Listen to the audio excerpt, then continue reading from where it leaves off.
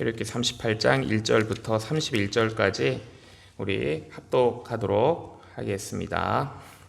시작. 그가 또 조각목으로 번제단을 만들었으니 장이 5규빗이요 광이 5규빗이라 네모 반듯하고 고는 3규빗이며 그 네 모퉁이 위에 그 뿔을 만들되 그 뿔을 단과 연하게 하고 단을 노수로 쌌으며 단의 모든 기구 곧 통과 부삽과 대야와 고기 갈고리와 불 옮기는 그릇을 다 노수로 만들고 단을 위하여 놋 그물을 만들어 단 사면 가장자리 아래에 두되 단 절반에 오르게 하고 그 놋 그물 네 모퉁이에 채를 꿰일 고리 넷을 부어 만들었으며 채를 조각목으로 만들어 노수로 싸고 단 양편 고리에 그 채를 꿰어 매게 하였으며 단은 널판으로 비게 만들었더라. 그가 노수로 물두멍을 만들고 그 받침도 노수로 하였으니 곧 회막문에서 수종드는 여인들의 거울로 만들었더라. 그가 또 뜰을 만들었으니 나무로 뜰의 남편에는 세마포 포장이 100규빗이라. 그 기둥이 20이요 그 받침이 20이니 노시요 기둥의 갈고리와 가름대는 은이며 그 북편에도 100규빗이라. 그 기둥이 20이며 그 받침이 20이니 노시요 기둥의 갈고리와 가름대는 은이며 서편의 포장은 50규빗이라. 그 기둥이 열이요 받침이 열이며 기둥의 갈고리와 가름대는 은이며 동으로 동편에도 50규빗이라. 문 이편에 포장이 15규빗이요 그 기둥이 셋이요 받침이 셋이며 저 문 저편도 그와 같으니 뜰문 이편 저편의 포장이 15규빗씩이요 그 기둥이 셋씩 받침이 셋씩이라. 뜰 사면의 포장은 세마포요 기둥 받침은 노시요 기둥의 갈고리와 가름대는 은이요 기둥머리 싸개는 은이며 뜰의 모든 기둥에 은 가름대를 꿰었으며 뜰의 문장을 청색 자색 홍색 실과 가늘게 꼰 배실로 순화 짰으니 장은 20규빗이요 광 곧 고는 뜰의 포장과 같이 5규빗이며 그 기둥은 넷인데 그 받침 넷은 노시요 그 갈고리는 은이요 그 머리싸개와 가름대도 은이며 성막 말뚝과 뜰의 사면 포장 말뚝은 다 노시더라. 성막꽃 증거막을 위하여 레위 사람의 쓴 제물의 물목은 제사장 아론의 아들 이다말이 모세의 명대로 계산하였으며 유다지파 훌의 손자요 우리의 아들인 부살렐은 여호와께서 모세에게 명하신 모든 것을 만들었고 단지파 아이사막의 아들 오홀리압은 그와 함께 하였으니 오홀리압은 재능이 있어서 조각하며 또 청색 자색 홍색 실과 가는 배실로 수놓은 자더라. 성소 건축 비용으로 드린 금은 성소의 세겔대로 29달란트와 730세겔이며 조사를 받은 회 중에 드린 은은 성소의 세겔대로 100달란트와 1775세겔이니 조사를 받은 자가 20세 이상으로 60만 3,550명인즉 성소의 세겔대로 메인에게 은 한 배가 곧 반 세겔씩이라. 은 100달란트와 성소의 판장 받침과 문장 기둥 받침 합 100을 부어 만들었으니 매 받침에 한 달란타씩 합 100달란트요 1775세겔로 기둥 갈고리를 만들고 기둥머리를 싸고 기둥 가름대를 만들었으며 드린 놋은 70달란트와 2400세겔이라. 이것으로 회막문 기둥 받침과 놋단과 놋그물과 단의 모든 기구를 만들었으며 뜰 사면의 기둥 받침과 그 문장 기둥 받침이며 성막의 모든 말뚝과 뜰 사면의 모든 말뚝을 만들었더라. 아멘. 네, 오늘은 번제단, 물두멍, 성막 울타리 등과 같은 이제 성막의 완성에 대한 말씀입니다. 우리 출애굽기 38장 말씀인데요. 자, 오늘 본문은 성막에 있어야 할 이제 기물들 중에서 번제단과 물두멍과 성막 울타리 만드는 과정, 그리고 지금까지 성막 만드는 데 사용된 모든 그런 물품들의 목록, 그리고 거기에 들어간 비용, 그리고 성막을 위해 바쳐진 예물들이 얼마나 어디에 쓰였나라는 그런 기록입니다. 자, 이 번제단은 우리가 이제 앞에서 말씀 한번 보았지만 다시 또 오늘 설명을 좀 드리는데요. 번제단은 희생 제물을 태워서 하나님께 이 제사를 드리는 그 단위죠. 일반 백성, 제사장 모두를 위한 것, 이것이 번제단입니다. 번제단은 성막 동쪽에 이제 출입문으로 딱 들어오면은 가장 먼저 마주치게 되는 곳이고요. 이 번제단에서 희생제사를 드림으로써 속죄함을 받아야만 하나님께 나아갈 수 있다, 이런 뜻입니다. 이 번제단의 모양이 이 가로와 세로 모두 5규빗이라 그랬고요.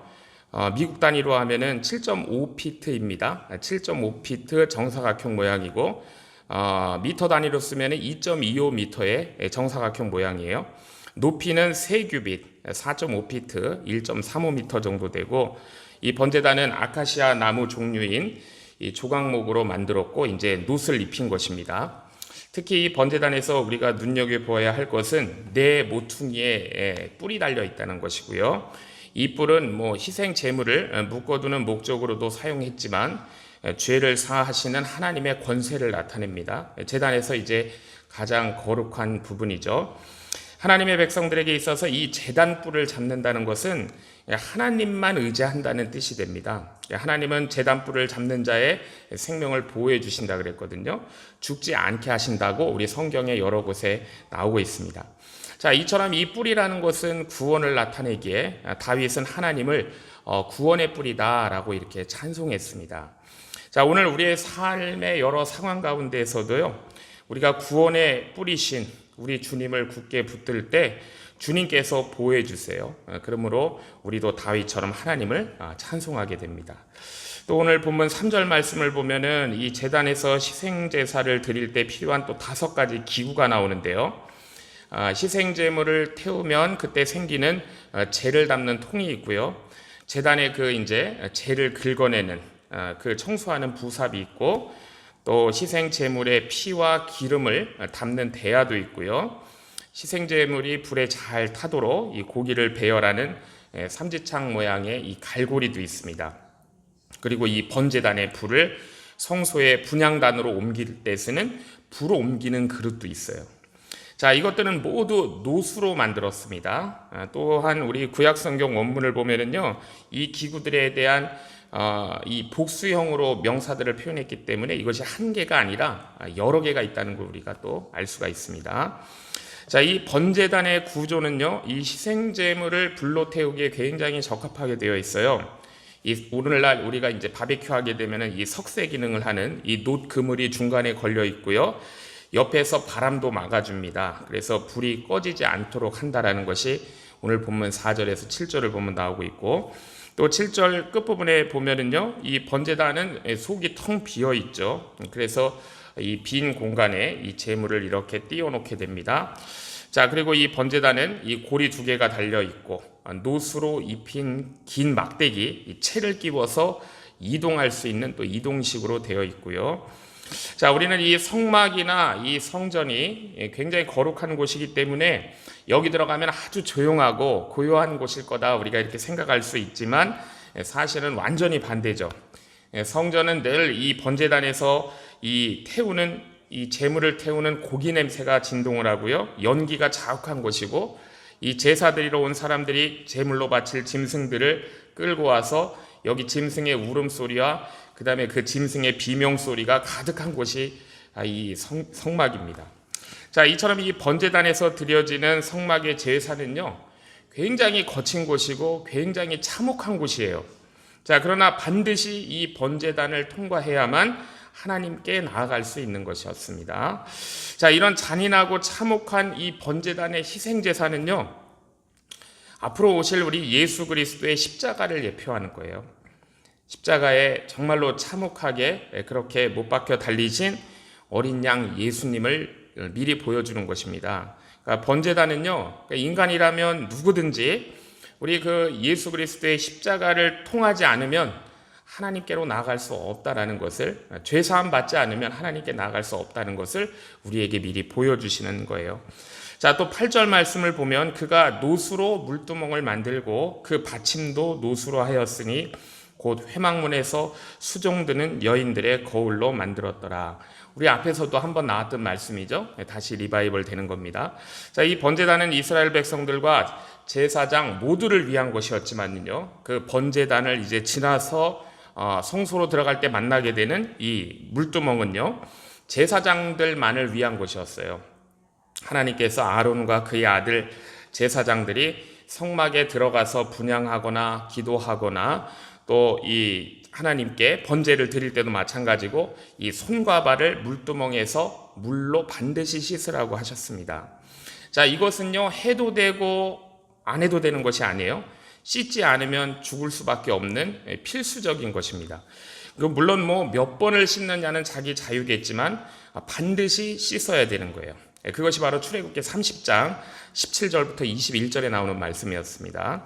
자, 그런데 이 물두멍은 노수로 만든 이제 다른 성전 기물들과는 달리 그 출처까지 밝히고 있다는 것이 또 특징이죠.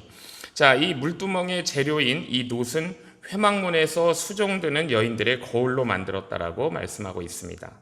자, 그리고 하나님은 물두멍의 이 크기는 얼마로 만들라고 제한하지 않으셨는데요. 모든 건 하나님께서 그 사이즈를 말씀하셨지만 이 물두멍은 사이즈를 말씀하시지 않으세요. 그래서 이것은 이 물두멍은 그러니까 아무리 커도 상관이 없다는 겁니다. 그래서 하나님께서 이 성전 안에 물두멍을 만드신 것은 믿는 자들이나 주의 일을 하는 사람들이 계속적으로 하나님 앞에 나아갈 때 정결함을 받아야 된다, 정결케 해야 된다는 것을 의미해요. 이 솔로몬 성전에 있는 물두멍은 거의 호수라고 불릴, 바다라고 이렇게 불릴 정도로 굉장히 큰 것입니다. 자, 우리가 아무리 믿는 자라고 해도요, 우리가 살아있는 한 이 죄를 지어요. 아무리 우리가 선한 일을 한다고 해도 우리 안에는 다 악한 계산들이 들어 있습니다. 자, 이것은 우리가 몸을 가진 인간인 이상 어쩔 수 없는 것이죠. 그러므로 우리가 하나님 앞에 나아갈 때 우리가 성전 안에 이 물두멍을 허락하신 것은 두 가지 의미로 우리가 살펴볼 수 있습니다. 첫 번째는 우리가 매일 우리 안에 들어온 악하고 추한 생각들을 하나님 앞에서 이 고백하는 일, 이것이 우리 신앙생활에 필수적이라는 거예요. 하나님은 은혜의 자리에 나아가기 전에 필요한 것이 잠시라도 내가 붙들었던 떠올랐던 추한 생각을 하나님 앞에서 다 내려놓는 것입니다. 고백하는 거예요. 그래야 하나님께서 그 사람의 기도도, 그 사람의 찬송도, 그 사람의 봉사도 받으신다는 거예요. 두 번째는요, 우리는 이 물두멍을 통해 우리 자신이 천사가 아니라는 사실을 기억하게 됩니다. 천사에게는 물두멍이 필요가 없어요. 이거 성전이라는 것이 모든 것이 하늘 성전의 모형이잖아요. 그렇지만 하늘 성전에는 물두멍이 없을 겁니다. 왜냐하면 천사들은 정욕을 가진 존재가 아니기 때문이에요. 그렇지만 우리 인간은 육신을 가지고 있는 이상 정욕을 가진 자들이기 때문에 우리가 무슨 일을 하든지 내 자신을 완전히 신뢰하는 그런 오류를 범하면 안 돼요. 조심해야 되죠. 우리는 모두 유혹에 빠질 가능성이 있습니다. 자, 그렇기 때문에 이 물두멍은 구약시대에 성전 안에 있었지만 사실은 오늘날 물두멍은 우리의 마음, 심령 가운데 있어야 되는 거예요. 자, 그리고 우리 자신의 죄를 고백하고 이 손발을 물로 씻는 것은 사실은 그 씻는 것 자체가 목적이 아니었습니다. 성전 안에 들어가서 하나님을 만나기 위해서, 하나님과 교제하기 위해서 씻었던 거예요. 자, 그리고 흥미로운 것이 이 물두멍 만들 때 다른 것으로 만들지 않고 성전에서 일하는 여인들의 거울로 만들었다는 것이죠. 성전에서 섬기는 여인들이 굉장히 많았다는 것을 알 수 있습니다. 물두멍은 그 여인들의 거울을 녹여서 만든 거예요. 자, 그래서 이 물두멍은 여러 개의 작은 거울들이 합쳐져 가지고 굉장히 큰 거울이 된 거예요. 자, 여인들에게 가장 소중한 것 하나가 거울이었을 겁니다. 옛날에는 이 거울이라는 것도 굉장히 귀했으니까요.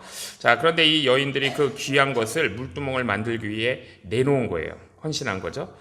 자, 원래는 자기 얼굴을 이렇게 보는 것인데 그것을 하나님께 바쳐짐으로 이제는 많은 사람들이 얼굴을 비춰보게 될 수 있었고 많은 사람들이 자기 얼굴을 그 앞에서 볼 수 있게 된 것입니다. 자, 그래서 성전에 가면은요, 사람들이 자기 얼굴을 볼 수 있어요. 다른 어느 곳에서보다 더 잘 자신의 모습을 볼 수 있고 굉장히 이것이 크기 때문에 자신의 전신까지 다 볼 수 있는 그런 거울입니다. 자, 그 다음에 오늘 본문 9절에서 20절까지 말씀은요, 하나님께서 이렇게 모세에게 지시한 하나님의 성전 공사가 이제 성막 울타리를 딱 만들므로 마무리되는 말씀이에요. 이제 성막 공사가 마무리가 됩니다. 자, 이 성막의 울타리는 사람이나 짐승들이 함부로 접근하지 못하게 하는 거예요. 울타리 기능이죠. 거룩하신 하나님의 성전과 외부 세계화를 구별하는 겁니다. 이 성막의 경계선 모양을 위에서 탁 내려다보면 요 가로가 길고 세로가 짧은 직사각형 모양이에요. 남쪽과 북쪽의 길이가 100규빗이라 그랬습니다. 약 148피트 정도 되고 미터법을 하면 45m예요. 가로하고 위에가 이제. 그리고 이게 남쪽과 북쪽이고 동쪽과 서쪽은 50규빗, 절반이죠.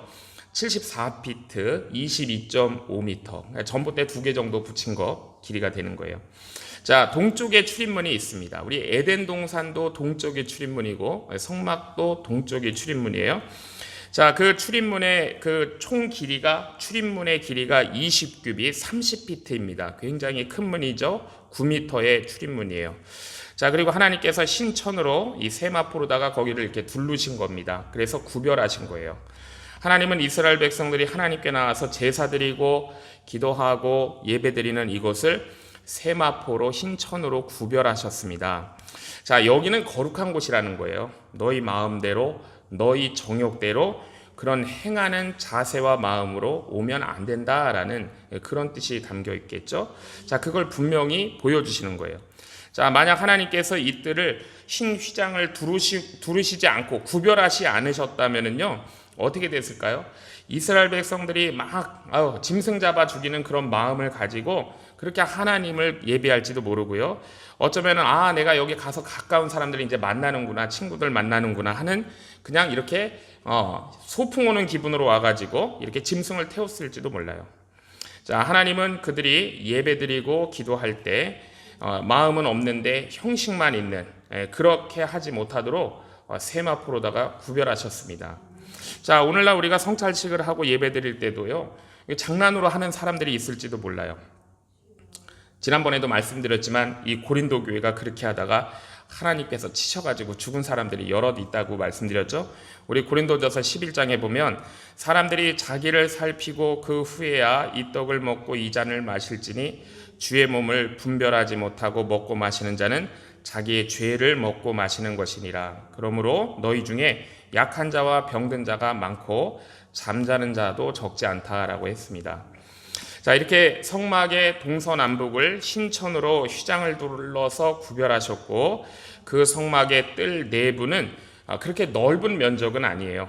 자, 거기에는 제단에 바쳐질 짐승들이 대기하는 장소였고요.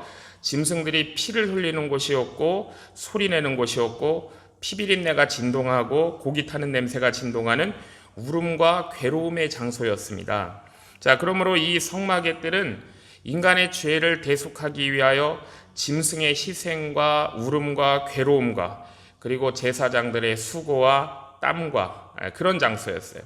하나님께서 택한 백성들이 죄 사함을 받아서 구원받을 수 있도록 이 모든 것을 만들게 하셨습니다. 자, 이 성막의 울타리를 만든다는 것은요, 첫 번째는 세상과 구별됨의 의미예요. 자, 이것은 하나님의 거룩하심을 의미하는 것이죠. 성막의 출입문을 우리가 좀 묵상해 보면요 20규빗입니다. 30피트, 9m 정도 되고요. 이 성막의 출입문이 굉장히 넓어요. 자, 이것은요 하나님께 나오기를 원하는 사람은 다 받아주시는 그 하나님의 자비하심을 보여주시는 거예요. 자, 하나님께서 울타리를 치게 하셔서 구별하신 것처럼 오늘날의 교회도 구별돼야 됩니다. 세상과 구별되고 죄와 구별돼야 돼요. 자, 그러나 하나님의 구원을 원하는 자들에 대해서는 교회는 문이 활짝 열려 있어야 돼요. 세속적인 가치가 들어오는 것에 대해서는 철저히 닫혀 있어야 되지만 주의 은혜를 구하는 자들에게는 열려 있어야 되는 것입니다. 자, 우리 그리스도인들은 세상과 구별됨이 생명이에요. 우리 신자들의 생명. 그러나 우리가 항상 이 복음의 문은 항상 넓게 열어야 된다는 것을 우리가 또 묵상할 수 있고요. 자, 오늘 또 본문 21절에서 31절까지는 성전을 만드는 데 사용된 물품들의 목록을 기록하고 있고요. 우리가 출애굽기 25장 1절부터 3절에 보면은 거기에 하나님께서 이스라엘 자손들에게 자원하여 성막을 만들 예물을 바치라고 명령하신 말씀이 나와요. 자, 그런데 그 바친 물건들이 얼마나 어떻게 쓰였는지를 기록하고 있는 것이죠. 또 아론의 아들이 4명이에요. 나답, 아비후, 엘리아살, 이다말 이렇게 네 명인데 나답과 아비후는 그 잘못된 불로 다른 불로 바쳤다가 죽게 되는 아들이고 엘리아살이 이제 대제사장을 잇게 되고 이다말이라는 게 막내 아들입니다. 그 이다말이 이 재료의 목록을 작성해 가지고 책임을 맡고 있다는 것을 기록하고 있어요. 자, 21절에 보면 지금까지 이 하나님의 임재하시는 이 장막이기 때문에 또 다른 장막과는 구별된다는 의미로 성막이라고 지금까지 불렀잖아요. 그런데 여기에는 이 성막을 증거막이라고 기록하고 있습니다. 증거막. 자, 왜냐하면 이 하나님의 성막의 본질이 뭐냐면 이 성막 안에 있는 이 지성소 안에 있는 언약궤, 증거궤이기 때문이에요. 그래서 21절에 성막을 이제 증거막이다라고 이렇게 표현하고 있습니다. 이 증거막 안에 증거궤가 있는 거예요. 증거궤 안에 이 십계명이 기록된 하나님의 말씀이 기록된 두 돌판이 증거판이 있는 것입니다. 증거막 안에 증거궤가 있고 증거궤 안에 증거판이 있는 거예요. 자, 그렇기 때문에 이 증거막이라는 것은 하나님께서 이스라엘 백성들과 언약을 맺으시고 그들의 하나님이 되셨다는 것을 증거하는 장막, 증거막이라는 뜻입니다.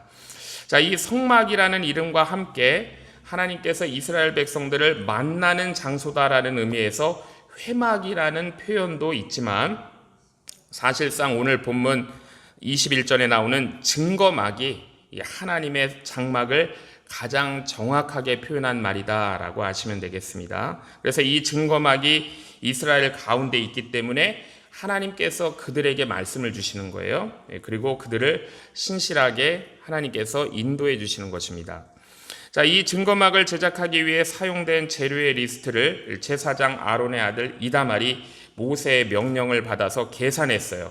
21절에 나오죠. 이다말은 성막과 성막들을 만드는 데 필요한 재료의 출납을 담당했고 그 명세서를 작성하는 일을 관리하고 감독한 사람입니다. 아론의 아들 중에서 사실 제사장으로 다 역할을 했던 다른 아들과는 달리 이다말은 이제 이런 일을 주로 담당한 사람이에요. 이다말은 자신에게 주어진 역할이 형제들과 달랐죠. 그렇지만은 아무런 불평이 없었고요. 책임감 있게 이 일을 신실하게 잘 감당을 했습니다. 그리고 임의대로 진행하지 않았어요. 지도자 모세의 명령대로 수행했다는 것을 성경이 밝히 증거하고 있습니다. 그것이 21절이고요. 그리고 하나님의 성전에 각종 기물을 만든 이제 여러 번 나왔던 이 부살렐과 오홀리압, 자, 이 사람들도 하나님께서 모세에게 명령하신 모든 것을 그 명령대로 만들었다라고 말씀하신 것이 22절입니다. 이 두 사람은 성막 제작의 책임자죠. 최고의 기술자이자 어떻게 보면 최고의 장인이에요. 자, 그런데 모세의 명령대로 순종하여 모든 것을 만들었다라고 이렇게 기록하고 있습니다. 자, 이제 우리 24절부터 31절에 보면 마지막으로 성막 건축 비용에 대한 말씀인데요. 성막을 만드는 데 쓰인 모든 비용은요, 앞에서 하나님께서 속전을 바치라고 하셨잖아요. 그래서 생명의 값을 바치라고 한 겁니다. 성막 건축 비용을 바치게 하셨는데 그 출애굽기 30장 11절부터 16절에 그 하나님의 명령에 순종한 결과를 기록하고 있는 거예요. 그러니까 하나님의 백성들이 성막을 짓는데 필요한 비용을 기쁘게 부담을 했습니다.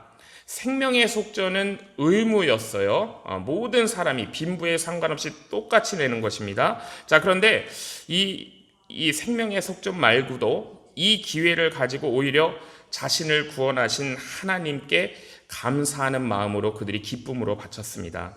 그래서 앞에서 우리가 보았지만 더 바치지 말라고 광고를 해야 될 정도로 그들이 기쁨으로 넘치게 바쳤어요. 자, 왜냐하면 하나님께서 모든 것을 주셨기 때문이에요. 그래서 우리가 가진 것이 사실은 모두가 하나님의 것입니다. 자, 그렇기 때문에 우리가 하나님께 드린다는 것은요, 사실 그냥 다 하나님 거니까 하나님께 드리는 것뿐이에요. 그렇기 때문에 하나님이 받으시는 것은 뭐냐면 하나님의 것을 받으시는데 우리의 마음, 그것을 바치는 우리의 중심을 하나님께서 기뻐 받으시는 것입니다. 자, 그래서 이 하나님의 성막이 다 완성이 됐어요. 모세에게 보여주신 그대로 다 완성을 했습니다. 그러니까 하나님의 일이라는 것이 이렇게 하나님께서 지시하신 기준과 방식대로 순종하는 자들에게 를 통해서 이루어진다는 것을 또 오늘 본문이 우리에게 말씀하고 있습니다. 자, 오늘 주신 말씀을 통해서 우리 인생 가운데 하나님의 뜻을 우리도 온전하게 분별하고, 자, 우리가 그 말씀대로 순종함으로 살아가지고 하나님 나라가 더욱더 부흥하고 확장되고, 그래서 주님께서 영광 받으시는, 또 우리 가운데 기쁨이 충만한 이런 복된 삶을 사시는 저와 주의 성도님들 되시기를 주의 이름으로 축복합니다. 기도하겠습니다. 하나님 아버지, 오늘 주신 말씀 통하여 성막의 의미와 그 안에 담긴 하나님의 뜻을 깨닫게 하시니 감사합니다.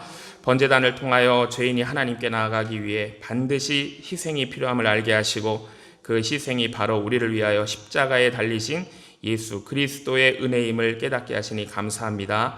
저희들 구원에 뿌리신 예수 그리스도만 붙잡게 하여 주시옵소서. 또한 물두멍 통하여 하나님 앞에 나아가는 자마다 늘 자신을 씻고 정결해야 함을 깨닫습니다. 우리의 생각과 마음과 삶을 날마다 주님 앞에서 돌아보고 숨겨진 죄까지, 연약함까지 주님 앞에 다 고백하고 정결함을 구하는 겸손한 믿음의 사람들 되게 하옵소서. 성막의 울타리를 통해 하나님의 거룩하심과 구별됨을 묵상합니다. 저희들 이 세상에 살지만 우리를 오염시키는 세상의 가치와 죄악과는 분리되게 하옵소서. 거룩한 하나님의 백성으로 구별된 삶을 살게 하옵소서. 그러나 저희들 항상 복음의 문은 활짝 넓게 열어두어 주의 은혜를 찾는 영혼들, 구원받아야 하는 영혼들은 주의 사랑으로 품고 주께 인도하는 축복의 통로 되게 하옵소서. 성막을 짓기 위해 기쁨으로 예물드린 이스라엘 백성들처럼 저희도 감사와 기쁨으로 주를 섬기고 헌신하게 하옵소서. 우리 연합교회와 성도들의 삶이 주의 말씀 위에 든든히 서게 하시고, 우리가 하는 일이 사람의 뜻이 아니라 하나님의 온전하신 뜻과 방법대로 이루어지게 하여 주시옵소서. 예수님의 이름으로 기도하옵나이다. 아멘.